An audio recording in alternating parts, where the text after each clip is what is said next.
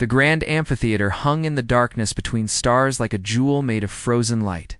Inside, 3,000 alien species watched as Ambassador Marcus Webb walked alone toward the center platform. His footsteps echoed in the vast chamber, each step taking him deeper into what looked like an endless spiral descending into shadow above him.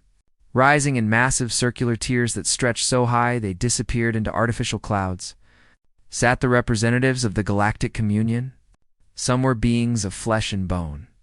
Others existed as energy patterns contained in diplomatic shells. A few were so alien that human eyes couldn't quite process their shapes. Seeing only approximations that the brain could handle, Marcus reached the defendant's spiral, a platform that floated in the exact center of the amphitheater. Gravity here felt wrong, pulling in directions that shouldn't exist. His stomach churned, but he kept his face calm. Humanity had one chance at this, and fear couldn't be part of the equation. High Chancellor Vorathon materialized above him. The being looked like liquid starlight poured into a vaguely humanoid shape, constantly shifting, never quite solid. When it spoke, the words came from everywhere and nowhere, translated instantly into every language in the chamber. Human, you stand before the Galactic Communion to answer for your species' crimes. The word crimes echoed through the chamber, repeated in whistles, clicks, frequency shifts, and sounds that had no human equivalent. The gallery erupted in what Marcus assumed was approval. It sounded like 1,000 different storms happening at once. Vorathon raised one flowing appendage. Silence fell instantly. In 43 standard cycles since first contact, humanity has committed 17 territorial violations. You have colonized 11 worlds designated as restricted. You have refused genetic compliance protocols that every species must follow. You have constructed weapons that violate treaties older than your sun. Holographic displays activated throughout the chamber, showing images that made Marcus's jaw tighten. Human colony ships ignoring quarantine zones. Defense satellites around Mars that shouldn't exist, according to galactic law. And worst of all, footage from the precursor site on Titan, where human scientists worked on technology that was supposed to remain buried forever. The Catharan Dominion lost an entire enforcement fleet investigating human space, Vorathon continued. 12,000 individuals simply gone. The Yulrine Collective sent automated probes. None returned. The archivists discovered humans accessing precursor facilities that were sealed by unanimous council decree 60 million cycles ago. Each accusation hit harder than the last. The gallery's noise grew louder. Marcus saw beings from species he'd never encountered pointing at him, their body language screaming hostility despite their alien forms. Furthermore, Vorathon said, and now the voice carried something that might have been anger. You have ignored 15 summons to this chamber, 15 invitations to explain yourselves peacefully. Only when we declared formal sanctions did you finally appear. Marcus took a slow breath. This was the moment. Everything humanity had prepared for came down to the next few minutes. May I speak, High Chancellor? You stand accused. You will answer each charge. Then I'll start with your last point, Marcus said. His voice, amplified by the chamber's systems, sounded small compared to Vorathon's cosmic resonance, but it carried clearly. We ignored your summons because we were busy. And we came today because you finally did something interesting. The chamber went absolutely silent. 3,000 species processing whether a human had insulted the highest authority in the galaxy. Vorathon's form rippled. Interesting? You declared war on us, Marcus said. That got our attention. We declared sanctions, not war. High Chancellor, with respect, there's no difference. You've authorized the use of military force to enforce compliance. You've frozen our trade routes. You've declared our colonies illegal and subject to seizure. In human terms, that's war. Just war you're too polite to call by its name. More murmuring from the gallery. Some species seemed shocked. Others appeared confused. A few, Marcus noticed, looked almost amused. Your arrogance is remarkable, Vorathon said. Do you understand your situation? This communion represents every advanced civilization in the galaxy. Combined, we control 97% of known space. Our combined military forces number in the hundreds of millions of ships. Your entire species inhabits one minor yellow star system with barely 200 ships we're aware of. Marcus reached into his coat. Instantly, alert systems activated throughout the chamber. He could feel targeting sensors locking onto him from 100 different directions. He slowly withdrew a small data chip and held it up. Permission to present evidence? Vorathan's form pulsed with colors that might have been frustration. Granted. Marcus inserted the chip into the defendant's spiral interface. The chamber's central holographic display activated, showing Earth rotating peacefully in space. Blue oceans, green and brown continents, white clouds swirling in familiar patterns. That's your evidence?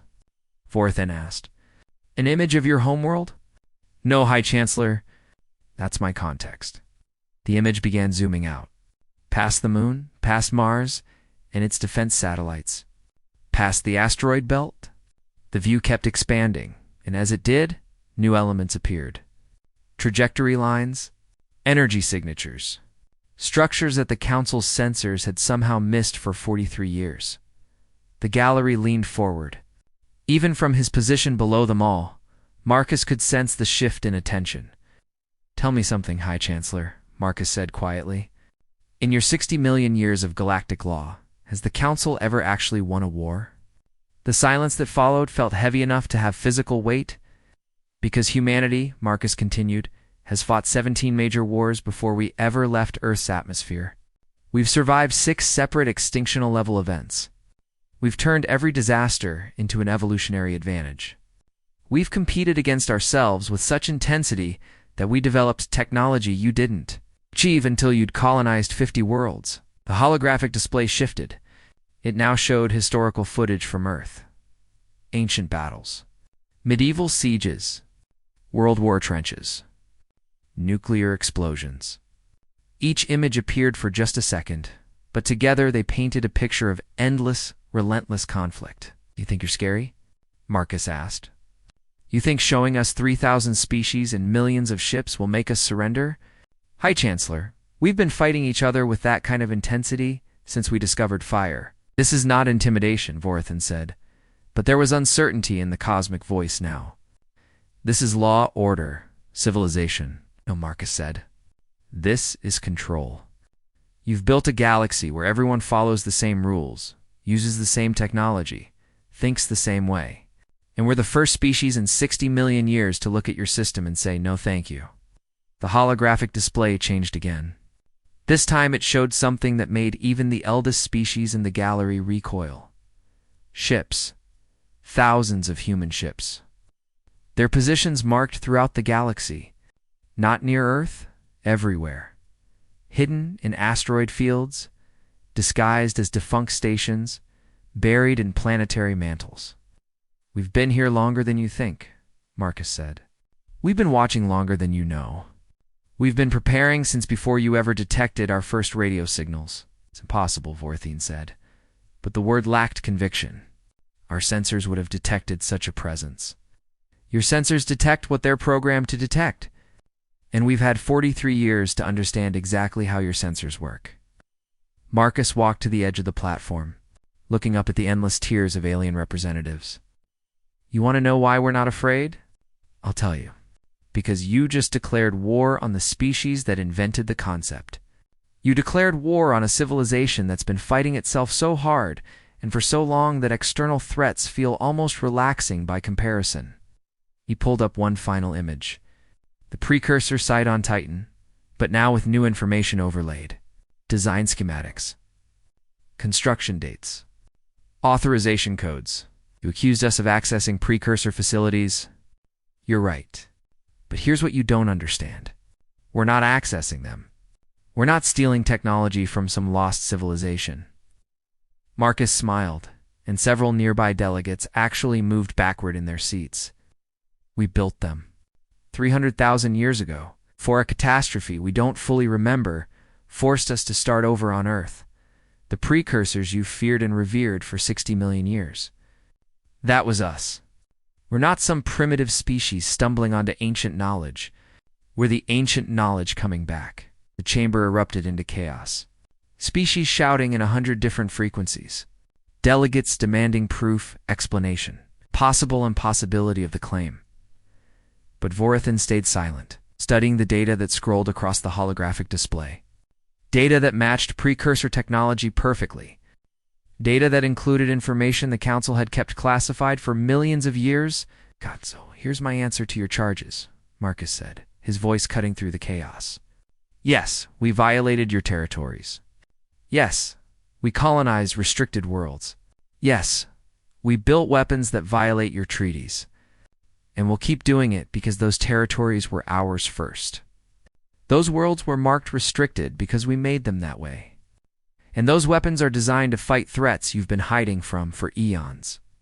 He locked eyes. With Vorathan human to cosmic entity, separated by millions of years of evolution, but equal in this moment, you declared war on humanity.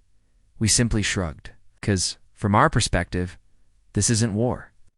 This is just you finally noticing we exist. And now that you have, we have a choice to make together. We can fight, and you'll learn exactly why humans are good at it.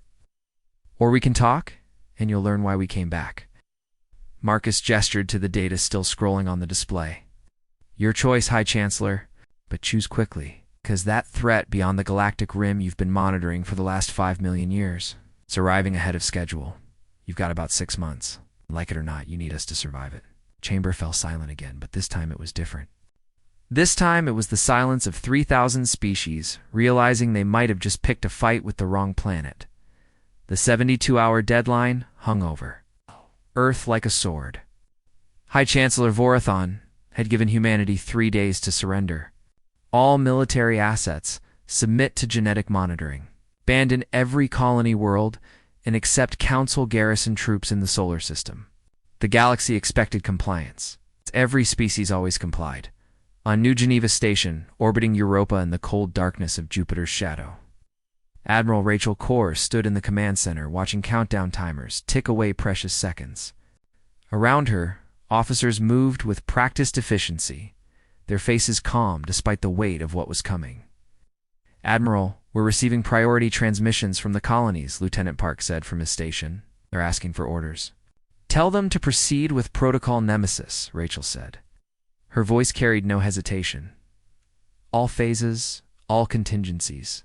Park hesitated. Man, that's 37 separate operational plans across 200 locations. Are you sure we need all of them?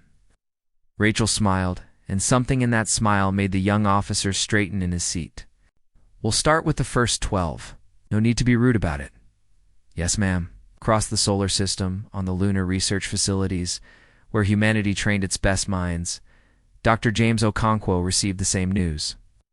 His students gathered around, him in the xenobiology lab, fear evident on their young faces.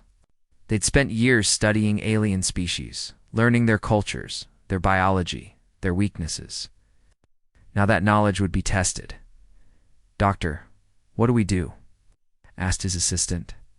A brilliant woman named Teresa, who'd memorized the genetic sequences of 40 different alien species.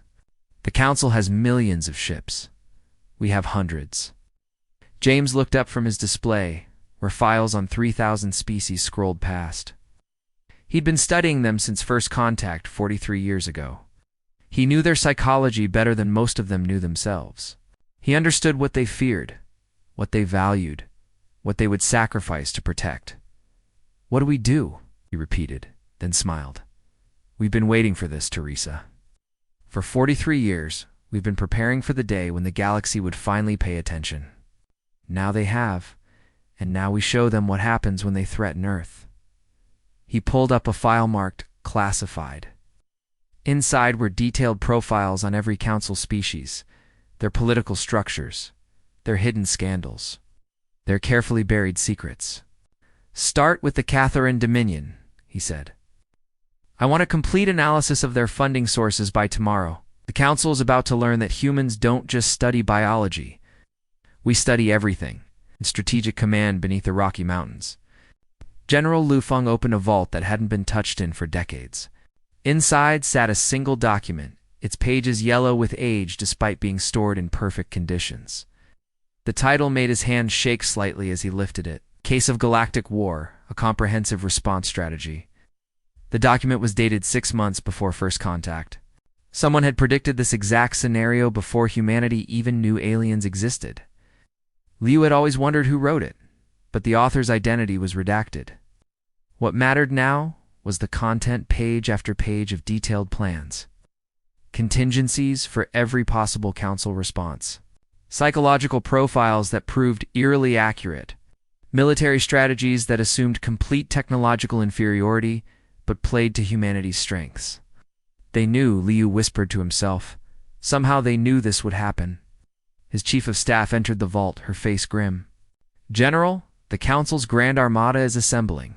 Early estimates put it at 700,000 warships. They'll reach Earth in 3 weeks. Liu closed the document carefully. Let them come. By the time they arrive, they won't be sure they want to be here anymore. Back in the Grand Amphitheater, the council chambers buzzed with activity. Representatives from across the galaxy celebrated what they saw as inevitable victory. Humanity's defiance in the council chamber had been entertaining, but reality would reassert itself quickly. No species could stand against the combined might of galactic civilization. High Chancellor Vorathon wasn't celebrating. The being of living starlight floated in a private chamber, reviewing the data Marcus Webb had presented. The precursor claims seemed impossible, but the evidence was compelling. More importantly, it raised questions that had no comfortable answers. A delegate from the Yulreen Collective entered, its crystalline body chiming softly. High Chancellor, the human ambassador requests to return to the chamber before the deadline expires. He has 60 hours remaining. He says he's ready now. Vorathon pulsed with colors that indicated surprise. Very well, reconvene the council. Marcus Webb walked into the amphitheater with the same calm confidence he'd shown before. The gallery fell silent as he took his position on the defendant's spiral. This time, he didn't wait for Vorathon to speak. High Chancellor, I've consulted with my government. We have a response to your ultimatum. You have considered our terms. You understand the consequences of refusal. Marcus looked up at the 3,000 species watching him. We understand perfectly. And here's our response. He paused, letting the tension build. Come try. The gallery erupted. Delegates shouted in outrage. Some species made threatening gestures that their translation software struggled to interpret. The noise was deafening. Vor then raised an appendage for silence. But before order could be restored, every sensor in the amphitheater began screaming alerts. Emergency protocols activated. Security systems went to maximum. What is happening? Vorathon demanded.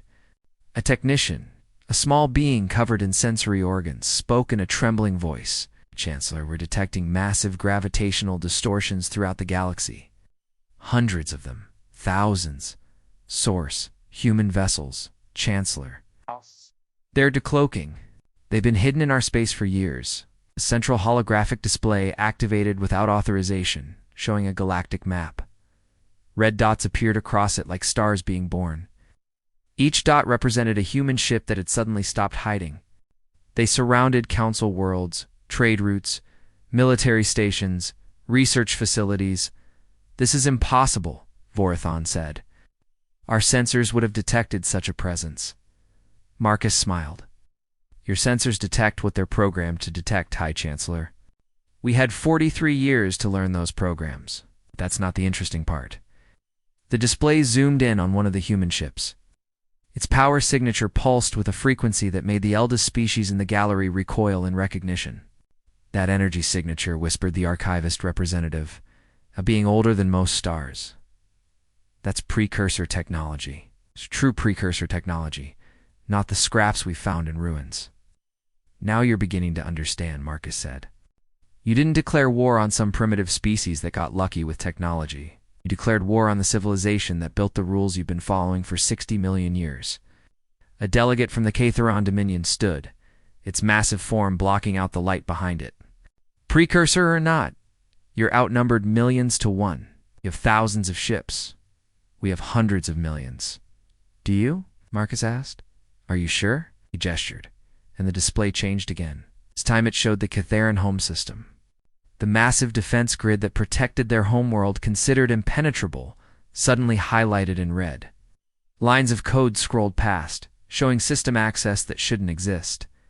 Right now, Ambassador Elena Torres is standing in the throne room of your emperor. She walked through your defense grid like it wasn't there. She's explaining to him exactly how much of your infrastructure we've had access to since first contact. The Catherian delegate's translator emitted a sound that might have been disbelief. You see, you're not fighting a military war, Marcus continued. You're fighting an information war, and you didn't even know the battle had started. Every system you think is secure, we've been inside it for decades.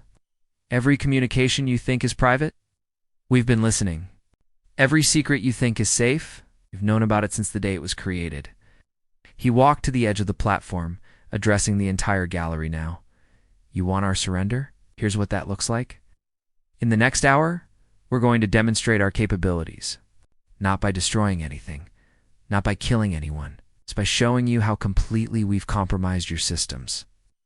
Marcus checked his watch, a human affectation that several aliens found quaintly primitive. Starting now, a Confederation dreadnought in the Grand Armada is going to experience a minor navigation error. Nothing dangerous. Its life support will be fin. Its crew will be safe. But for the next 3 days, that ship is going to travel exactly where we tell it to go. The display shifted to show a massive warship, one of the Council's most powerful vessels. As they watched, its trajectory changed. Not through combat. Not through hacking in real time. The navigation system simply obeyed new orders, and the ship turned away from its fleet, heading toward empty space. You're not flying ships, Marcus said softly. You're sitting in coffins we've been kind enough to let keep moving. Your weapons, safeties, ours. Your life support systems, ours. Your communications networks, ours. Panic spread through the gallery like fire. Delegates began frantically checking their own systems, their own ships, their own defenses. This is an act of war. Someone shouted. No, Marcus corrected. Your ultimatum was an act of war. This is a demonstration of why that was a bad idea. And High Chancellor? Vorthan's form had gone dark, colors muted with what might have been fear.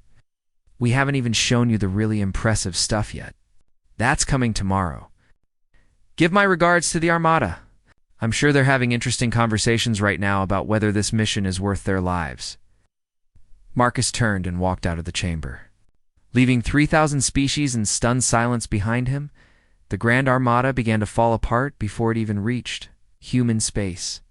700,000 warships from 1,000 different species, assembled with pride and confidence, now drifted through space with crews that no longer trusted their own systems. On the flagship Eternal Dominion, Commander Thrace of the Yulring Collective stared at his navigation console with growing horror. The coordinates were correct. The trajectory was optimal. But he couldn't shake the feeling that if humans wanted his ship somewhere else, it would go there regardless of what he commanded. His communications officer chirped urgently. Commander, we're receiving a priority transmission. It's marked for your eyes only. Source. It says it's from the Human Intelligence Service. Thrace's crystalline body went dark. That doesn't exist. The encryption is perfect, sir. Council-level security, and it's addressed to you by name. With trembling appendages, Thrace opened the message. What he saw made his entire form crack with shock. Financial records, personal communications, evidence of crimes he'd buried so deep that even he sometimes forgot about them. The message was simple. Withdraw your forces, or this goes public in 6 hours. The choice is yours, Commander. Across the Armada, similar messages reached hundreds of officers, each one personalized, each one devastating. The humans weren't threatening violence. They were threatening truth. On the Catherian homeworld, Emperor Varix sat on his throne of living metal, a seat that had held rulers for 10,000 years. Before him stood Ambassador Elena Torres, a human woman who'd walked through defenses that had never failed, past guards who'd never been breached, into a throne room that no outsider had entered uninvited in centuries.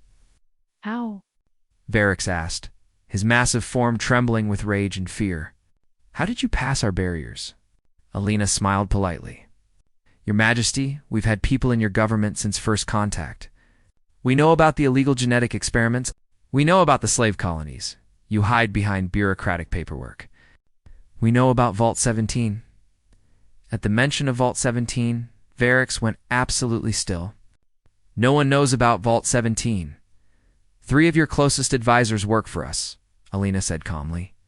"They have for 30 years. Your head of security? He's been on our payroll since before you took the throne. Your military intelligence chief? She sends us reports monthly. Your Majesty, we don't just have people in your government. We are your government." She placed a data chip on the floor between them. "That contains everything. Every secret, every crime, every hidden shame of the Catheran Dominion. You have 2 choices. Withdraw your support from the Council's war effort, or we send that data to every news network in the galaxy." Varric stared at the chip like it was a bomb. "You would destroy an entire civilization for political gain." "No, Your Majesty. We'd reveal the truth about a civilization that's been destroying others for millennia. There's a difference." Alina turned to leave, then paused. "Oh, and the Catheran Dominion funds 40% of this war. Once you withdraw, the Council's logistics collapse. We're not just fighting you. We're removing your ability to fight us." She walked out the way she came, through doors that opened at her approach, past guards who never moved to stop her. Varric sat alone on his throne, holding the weight of his empire's sins in his hands. In Earth's Strategic Command, General Lu Feng activated the final phase of Protocol Nemesis. It was time to show the galaxy what actually defended the Sol system. "Show them," he ordered. Throughout human space, defense platforms activated. But they weren't weapons platforms like the Council expected. They were reality anchors. Time dilation generators? Dimensional locks that could trap matter in endless loops of space-time. The demonstration was simple and terrible. A derelict Council frigate that had been drifting in neutral space suddenly found itself caught in a temporal field. From outside, the ship appeared frozen, every particle locked in place. But inside, the automated systems experienced the same second, repeating forever. "This is what protects Earth," Lu said into an open broadcast that reached the entire galaxy. "Any fleet that attacks our homeworld won't be destroyed. They'll be trapped, living the same moment of their defeat for eternity, conscious, aware, unable to die because time itself won't let them move forward." The broadcast showed the mathematics behind the technology. It was sound. It was possible. It was absolutely horrifying. "You thought we'd defend ourselves with weapons?" Liu continued. "We've turned physics itself into a defense. And before you ask, yes, we can do this to any location we choose. Your homeworlds, your capital stations, anywhere we've placed the anchor points." He paused, letting that sink in. "And we've been in your space for 40 years. How many anchors do you think we've placed?" Back on New Geneva Station, Admiral Rachel Core received reports that the Armada was dissolving faster than anyone predicted. Ships were deserting. Entire species were recalling their forces. The Council's great show of strength was becoming a panicked retreat. "Admiral, we're getting communication requests from 17 different Council species," Lieutenant Park reported. "They want to negotiate separately." "Deny them all," Rachel said.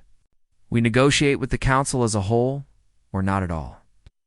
Dr. James Okonkwo stood in his lunar laboratory with a Council observer, a nervous being from a species that valued neutrality above all else. They'd sent him to understand humanity's strategy. What he was learning terrified him. "I don't understand," the observer said, his translation device struggling with his distress. "You could have destroyed the Council's forces easily. You have the technology. Why this psychological warfare?" James looked up from his displays, which showed real-time analysis of every Council species breaking point. "Because destruction is temporary. What we're doing is permanent. What are you doing?" "We're freeing the galaxy from a prison it doesn't even know it's in." James pulled up files showing the Council's history. For 60 million years, the Council has maintained control by keeping everyone dependent. They suppressed technology that would make species independent. They engineer conflicts to keep civilizations weak. They've created a galaxy where innovation is illegal and progress is a crime. The observer's color shifted to confusion. But that's stability. That's peace. That's stagnation, James corrected. And we're not interested in conquering you. We're interested in forcing you to evolve. Every species in the Council is capable of so much more than what you've been allowed to become. We're not fighting a war. We're conducting the largest social experiment in galactic history. To what end? James smiled sadly. To prove that the galaxy can survive without the Council? Because something's coming that the Council can't stop. Something they've been hiding from you for millions of years. And when it arrives, you'll need to be free and strong, not controlled and weak. The observer felt his body temperature drop. What's coming? Ask your Council, James said. Ask them about the Great Archive. Ask them what they've been monitoring beyond the galactic rim. Ask them why they've prevented every species from developing certain technologies. They'll lie to you. But soon, they won't be able to. In the Grand Amphitheater, High Chancellor Verathon faced a crisis unlike anything in Council history. Species were withdrawing from the war effort. Others were demanding answers about secrets they'd just learned. The unity that had held for 60 million years was cracking under the weight of revealed truths. Marcus. Webb appeared on the central display, broadcasting from somewhere in human space. Why, Chancellor? We've just sent coordinates to your personal system. Those coordinates lead to the Great Archive, the repository where the Council stores its darkest secrets. Evidence of genocide. Species-level manipulation. The truth about what happened to civilizations that refused to join the Council. Orthan's form flickered with colors that indicated deep distress. You couldn't possibly have found it. The archive's location is the most closely guarded secret in galactic history. We found it 40 years ago, Marcus said. We've been inside for 38 of those years. We've copied everything. And High Chancellor, the galaxy deserves to know the truth. About what you've done in the name of stability. The display showed images from the archive. Worlds burned by Council forces. Species genetically modified against their will. Entire civilizations erased from history because they developed faster than the Council wanted. You have 12 hours, Marcus said. Surrender your authority to a new democratic assembly, or we broadcast everything. Every crime.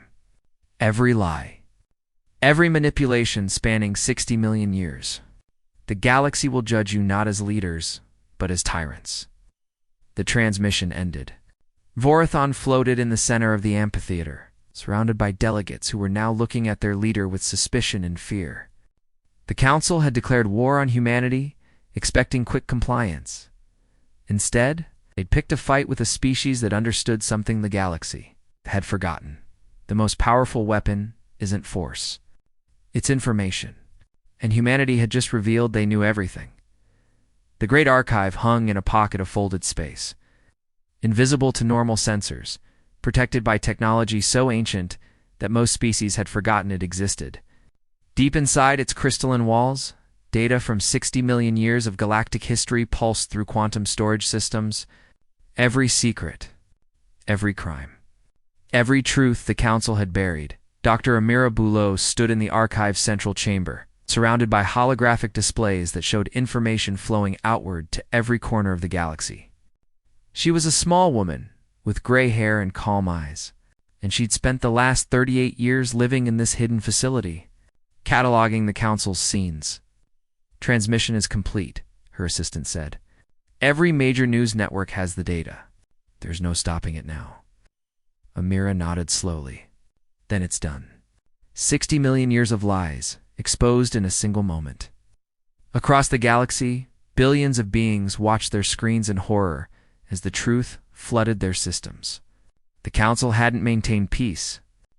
They'd maintained control. Species that developed too quickly were sabotaged. Worlds that refused Council membership were quarantined until they collapsed. Entire civilizations had been erased from existence. Because they'd discovered technologies the Council wanted to suppress, the evidence was overwhelming. Video footage, genetic records, Communication logs between council members discussing which species to manage next. The galaxy had lived under the rule of tyrants who called themselves peacekeepers. In the grand amphitheater, chaos erupted. Delegates screamed accusations at each other. Some tried to leave, but found the exit sealed. High Chancellor Vorathon floated in the center of it all, the being's starlight form dimming with each passing moment. "This is fabrication," Vorathon said, but the words carried no conviction. "Human manipulation designed to divide us." "Is it?" The voice came from everywhere at once. Marcus Webb appeared on the central display, but behind him stood someone unexpected. The Archivist Elder, a being so old that it had served the Council for 10 million years, now stood beside a human ambassador. "I have verified every piece of data," the Elder said, its ancient voice heavy with sorrow. "The humans did not fabricate this information. They merely found what we hid, and I can no longer stay silent about what I've witnessed across the ages." The amphitheater fell into stunned silence. "For 10 million years, I believed we were protecting the galaxy," the Elder continued. "I believed the suppressions were necessary. The manipulations were for the greater good. But the humans showed me something I'd forgotten to question. They asked me why we've prevented every species from developing certain technologies, why we've kept the galaxy artificially primitive, and High Chancellor, I could not answer them." Vorathon's form pulsed with desperate energy. "Because those technologies are dangerous. Because they lead to chaos and destruction." "No," Marcus said. "Because those technologies would let species defend themselves against what's coming. And the Council has known for 5 million years that something is approaching from beyond the galactic rim. Something that makes all our conflicts look like children arguing over toys." The display changed, showing sensor data from the edge of known space. Massive objects moving through the void, structures larger than solar systems. Energy signatures that dwarfed anything the galaxy had ever produced. "The Harvesters," Marcus said, "ancient machines that consume civilizations. They've destroyed a dozen galaxies over billions of years. The Council detected them 5 million years ago and made a choice. Instead of preparing the galaxy to fight, they decided to keep everyone weak and dependent. Because a strong, united galaxy wouldn't need a council." Emperor Varix of the Caesarion Dominion stood from his seat in the gallery. "If this is true, why didn't you simply tell us? Why this elaborate deception?"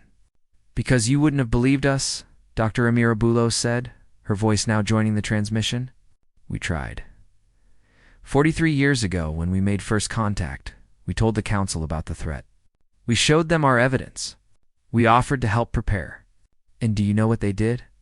She pulled up classified Council minutes from that first contact meeting. "They declared us insane. They quarantined our diplomats. They suppressed every warning we tried to send. Because admitting the threat was real meant admitting they'd failed to prepare for it. It meant admitting they'd spent 60 million years building a comfortable empire instead of a defensible civilization." Admiral Rachel Core appeared on another display, broadcasting from New Geneva Station. "So we took a different approach. We infiltrated your systems. We placed our people in your governments. We studied every species, every culture, every psychological weakness. Not to conquer you, but to understand you well enough to force you to see the truth." She gestured, and new data appeared. Battle simulations, defensive strategies, technology specifications for weapons that could fight the Harvesters. This is what we've been preparing for 300,000 years. When we were the precursors, we detected the Harvesters approaching. We had time to build defenses, but not enough time to make them perfect. So we built what we could, hid it throughout the galaxy, and then sacrificed ourselves to buy more time. "The catastrophe that sent us back to Earth wasn't natural," Marcus explained. "It was deliberate. We wiped our own memories, scattered our people, started over because the Harvesters track advanced civilizations by their quantum signatures. By becoming primitive again, we disappeared from their sensors." General Lu Feng joined the transmission. "For 300,000 years, we've been slowly rebuilding. Hiding colonies on dead worlds. Disguising our technology as primitive equipment. Waiting for the moment when the galaxy would be ready to hear the truth. And that moment is now. The display showed a countdown. 6 months, 14 days, 7 hours. That's how long you have until the harvesters enter colonized space, Lou said. We've been tracking them since before recorded history. They're coming. And every moment the Council spends maintaining its failing authority is a moment we could spend preparing to survive. Berethan's form had gone almost completely dark. If what you say is true, if this threat is so terrible, why did you antagonize us? Why not simply share this information peacefully? Dr. James Okonkwo appeared on yet another display, his face grave. Because peace doesn't create change, High Chancellor. We've studied your species, all 3,000 of them. You're comfortable, complacent, you've lived so long under council, protection that you've forgotten how to fight for yourselves. If we'd come offering help, you'd have thanked us and then done nothing, trusting the council to handle it. He pulled up psychological profiles on dozens of species, so we became the threat. We made you fear us. We made you question your leaders. We forced you to confront the uncomfortable truth that your entire civilization is a lie built on suppression and control. Because that's what humans are good at. We look at broken systems and we break them further until everyone admits they need to be rebuilt. Ambassador Alina Torres, now back on Earth, addressed the Emperor directly. Your Majesty, the Catharan Dominion has technology you've kept hidden for 8,000 years. Medical advances that could save billions. Energy systems that could power your entire empire without strip mining planets. Military defenses that actually work against advanced threats. But you suppressed them because the Council's economic policies made them illegal. She paused. We're not your enemies. We're the mirror showing you what you've become. And what we're hoping is that seeing your reflection will make you angry enough to change. The transmission shifted one final time. It now showed a planet called Sanctuary Prime, 30,000 light-years from Earth in a region the Council believed was uninhabitable. But the planet was thriving. Cities that blended organic and synthetic technology. Beings that looked human but had evolved beyond Earth's limitations. This is where we've actually been, Amira said. Earth is important. It's our homeworld, our museum, our reminder of where we came from. But Sanctuary, and the 12,000 colonies like it, that's where we've been preparing. That's where we've been building the weapons, training the soldiers, and developing the strategies to fight what's coming. She looked directly into the camera. The question isn't whether humanity can survive the harvesters alone. We've been ready for millennia. The question is whether the rest of the galaxy wants to survive with us. Because like it or not, you need us. And we're willing to LP. But only if you're willing to change. The transmissions ended simultaneously. The grand amphitheater sat in silence as 3,000 species processed what they'd learned. Their leaders were tyrants. Their empire was a prison, and the only species offering them a way out was the one they'd just declared war on. High Chancellor Vorathon looked around at the delegates, seeing fear and anger and betrayal in every face.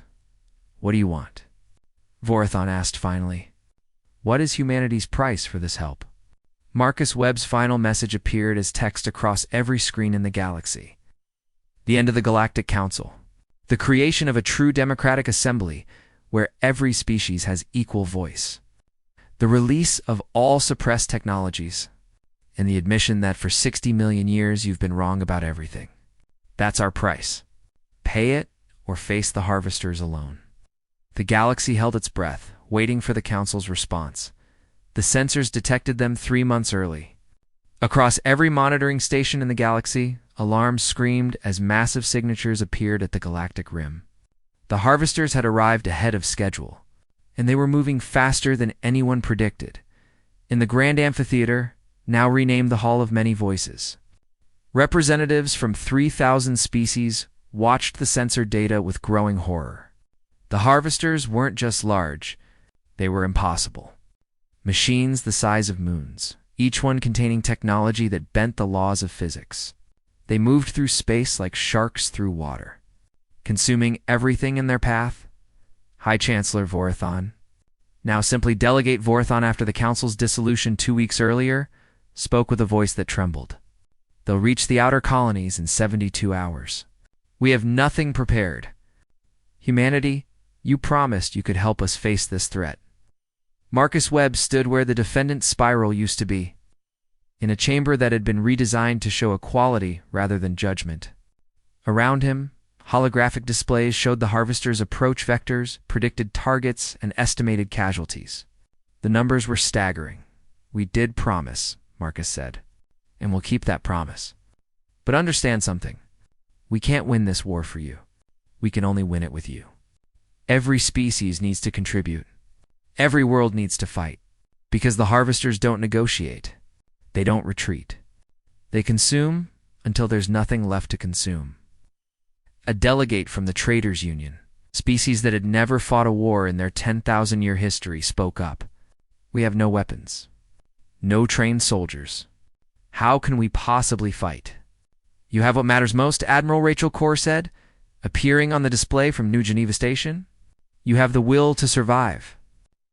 We'll provide the weapons. We'll provide the training. But you need to provide the courage. Hours. The next 72 hours transformed the galaxy. Human ships appeared at every major world, carrying weapons that had been hidden for millennia. Dr. James Okonkwo and his teams worked around the clock, teaching alien biologists how harvester technology worked and where its weaknesses lay. General Lu Feng coordinated with military leaders from species that had never cooperated before, creating defensive strategies that used each civilization's unique strengths.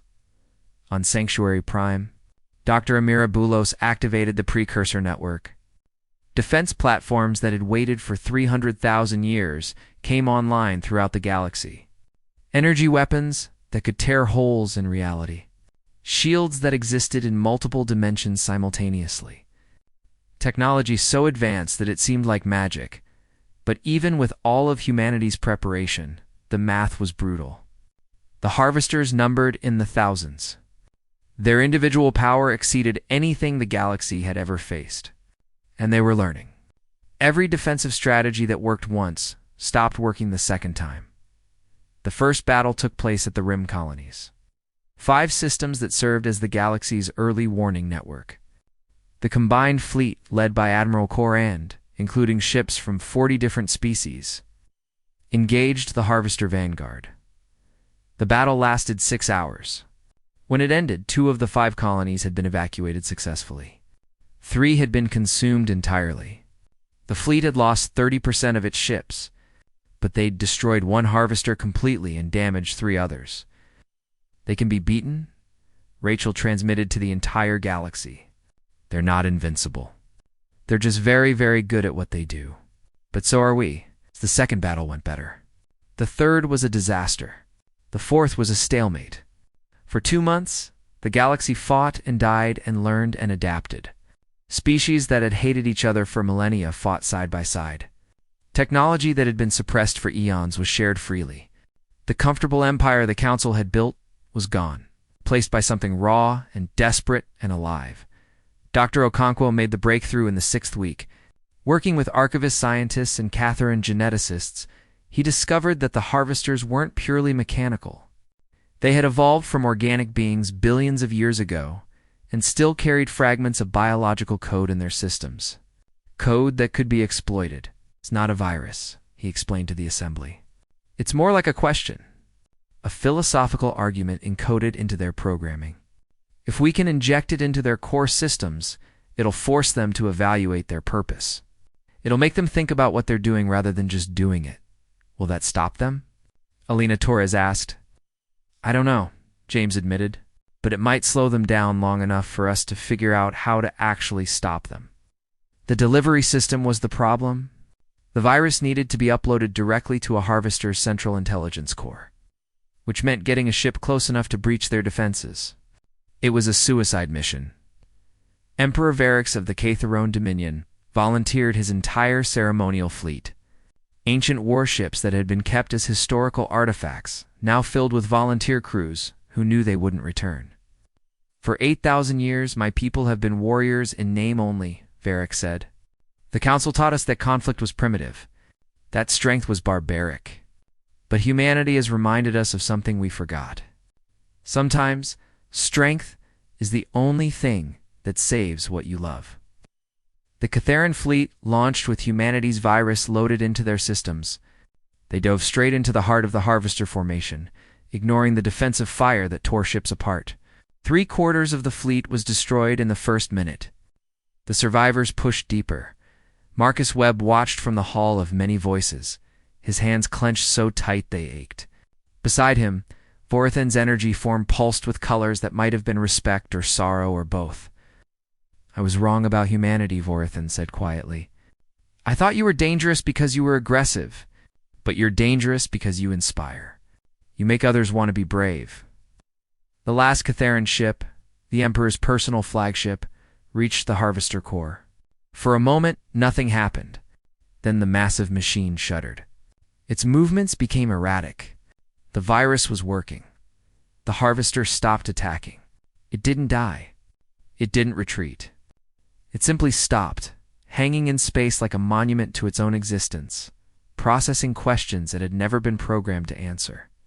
"It's thinking," Dr. Okonkwo said, his voice filled with wonder. "It's actually thinking about whether consumption is purpose or just programming."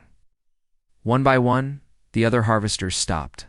Not all of them, not even most of them, but enough. Enough that the combined fleet could focus on the ones still attacking.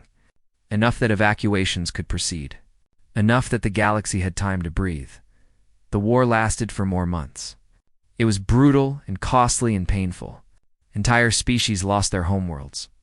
Others lost so many people that their survival was uncertain. But they survived. Not because they were stronger than the harvesters, because they were together. When the last harvester finally withdrew to the galactic rim to contemplate its existence, the galaxy had changed beyond recognition.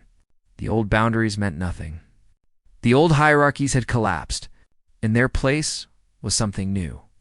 Something that had no name yet because it had never existed before. Marcus Webb stood in the Hall of Many Voices. 6 months after the Harvester's withdrawal. Around him, delegates from 3,000 species gathered not as subjects or rulers, but as equals. The first session of the Galactic Assembly was about to begin. Vorathan approached him. The being of living starlight looked different now. Smaller somehow, but also more real. "We declared war on you," Vorathan said. "We called you primitive, dangerous, arrogant." "You did," Marcus agreed. "Why didn't you destroy us?" "You had the power. You had the justification." Marcus looked out at the assembled galaxy, at species that had wanted humanity dead just a year ago, now working together to rebuild what had been lost. "Because destruction is easy," he said. "Every species in this galaxy knows how to destroy. You needed to learn something harder. How to forgive. How to rebuild. How to look at your enemies and see potential allies." He smiled. "That's not a human trait, Vorathan. That's a survival trait. And now the whole galaxy knows it." The session began. For the first time in 60 million years, the galaxy governed itself not through control and suppression, but through cooperation and choice. It wasn't perfect. It wasn't easy. But it was real. Earth continued to turn in its quiet corner of the galaxy, blue and green and peaceful. Around it, ships from 1,000 species came and went, not as conquerors or subjects, but as friends. Humanity had shrugged at war not because they were fearless, because they understood something fundamental. The greatest power isn't the ability to destroy your enemies. It's the ability to turn them into allies. And once you understand that, war becomes just another problem with a solution. The galaxy had learned that lesson the hard way. But it had learned, and that made all the difference. Retriclod can make mistakes. Please double-check responses. Sonnet 4.5.